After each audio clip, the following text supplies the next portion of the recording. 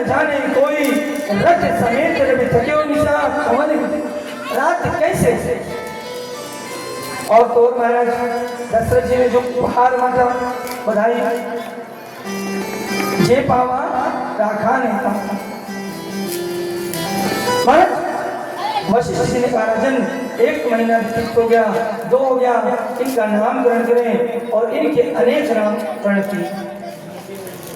जो आनंद सिंधु सुख राशि शीकर ते लोक सुभाषी जो सुख नाम राम अश्नाम अखिल लोक विदायक विश्राम।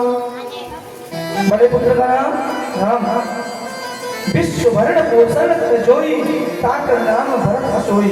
आप कभी भंडारा करें और आपको लगे कम पड़ जाएगा तो भरत जी का नाम राम जी का चौपाई लिख के भंडारा करने पड़े। विश्व भरण पोषण कर जोई ताकर नाम भरत हसोई। और जाके सुमिरन तेरे गुणासा नाम सत्यगण वेद प्रकाश। जिसके नाम सुनने मान से दुश्मन पराजित होगा उसका नाम सत्यगण रिपुसूदन। लक्ष्मण नाम राम प्रिय सकल जगत आधार गुरु वशिष्ठ तेगा का लक्ष्मण नाम उदार।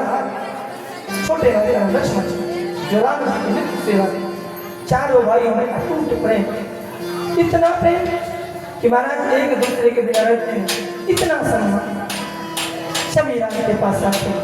और तो महाराज शाम को चारों भाई दशरथ जी के पैर दबाते, प्रातः काल उठकर प्रातः काल उठ गए रघुनाथा माता पिता को नाम माता और पिता को मस्तक नाम पैर पड़ते चारों। क्या बोल रहे महाराज एक दिन विश्वामित्र जी का आगमन हुआ और विश्वामित्र जी ने दशरथ जी से कहा दशरथ हम कुछ मांगने आए हैं, दे सकते हो तो बताओ। दशरथ जी ने कहा बताइए क्या चाहिए। और महाराज विश्वामित्र जी ने जब मांगा कि अपने दोनों पुत्र हमको दे दो, दशरथ जी ने मना कर दिया।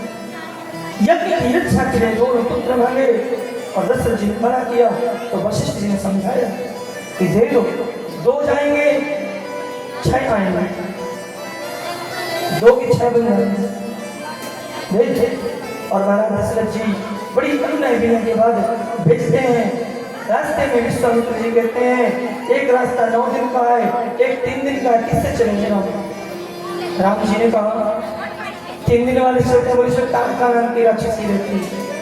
कौन रहती है? तारका नाम की राक्षसी। महाराज राम जी ने तारका का उद्धार किया। जो भी ऋषि मुनि निकलते थे उस रास्ते से तारका को खा जाता।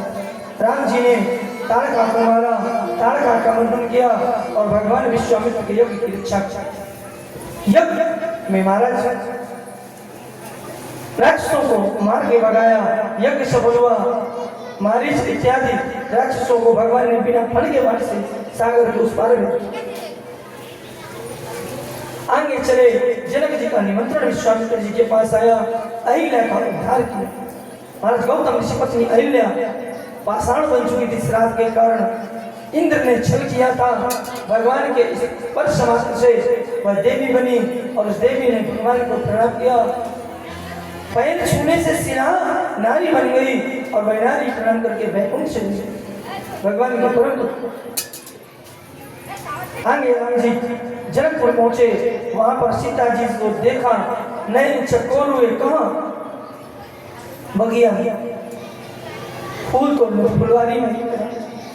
और पूरी अयोध्या देखकर मानो मनाने लगी थी कि सीता का ब्याह राम से इतना सुंदर।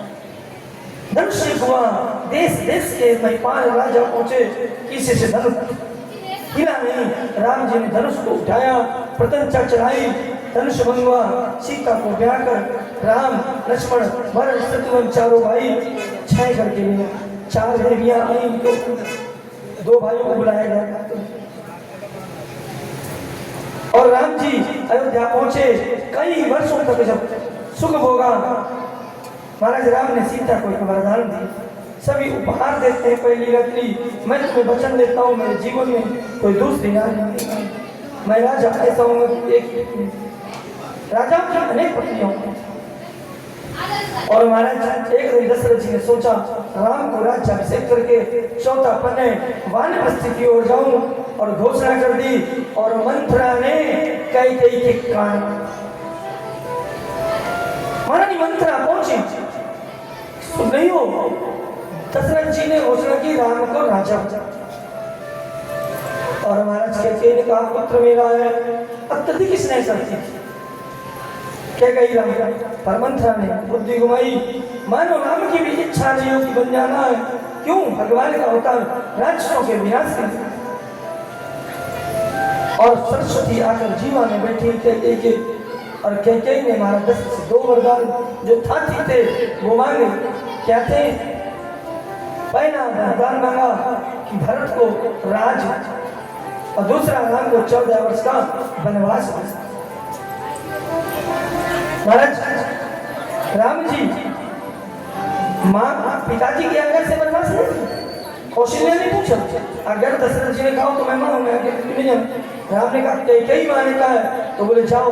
और सीता ने जैसे सुना साथ में चले राम के, और राम के साथ लक्ष्मण कैसे छूटे, लक्ष्मण साथ में कौन से वस्त्र, पीताम्बरी धारण करके ऋषियों, और जाकर पहला विश्राम किया निशाचर।